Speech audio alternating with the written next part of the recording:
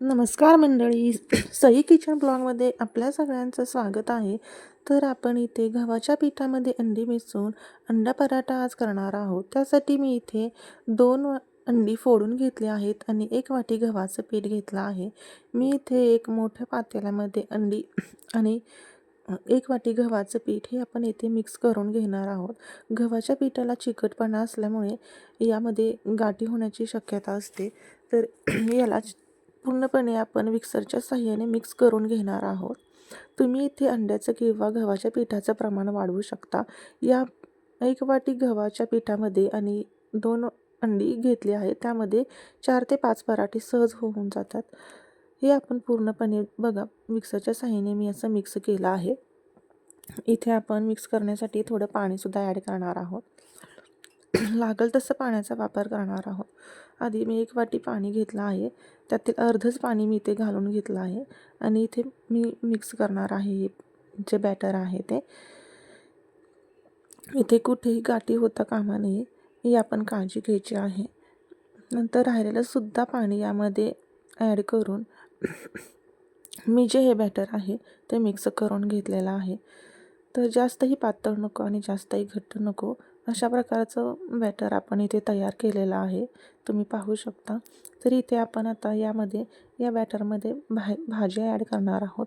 तर इथे बारीक चिरलेला कांदा,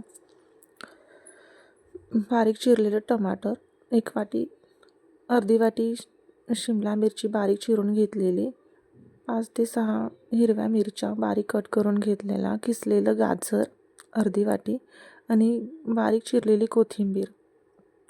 हे भाज्या मी यामध्ये ॲड केल्या आहेत. आता यामध्ये आपण मसाले ॲड करणार आहोत.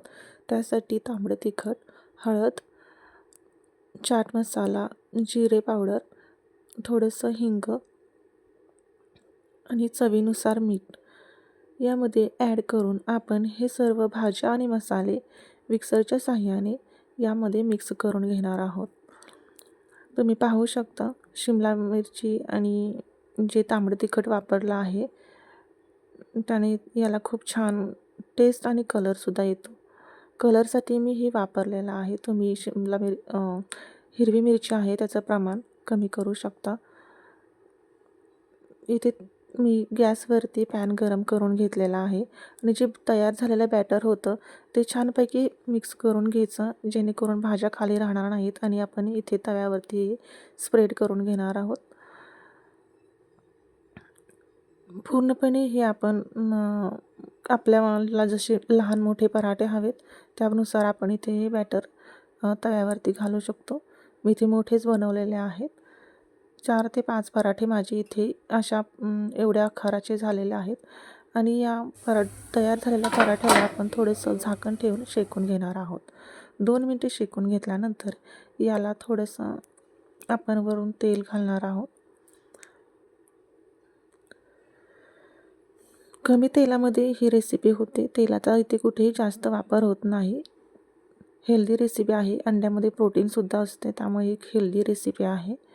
आणि दोन्ही साईडून आपण थोडंसं तेल लावून असं वरून पराठ्याला प्रेस करायचं आहे, जेणेकरून आपला पराठा जो आहे खुसखुशीत होईल आणि कुठेही कच्चा राहणार नाही. आतूनसुद्धा तो पूर्णपणे भाजला जाईल. तर थोडंसं पलटी करून मी या साईडूनसुद्धा पराठ्याला थोडंसं प्रेस करून खरपूसपणे भाजून घेणार आहे. तुम्ही पाहू शकता खूप छान असा कलर आलेला आहे याला. खूप हेल्दी रेसिपी आहे, प्रोटीनयुक्त रेसिपी आहे. तर इथे मी हा आपला पराठा तयार केलेला आहे.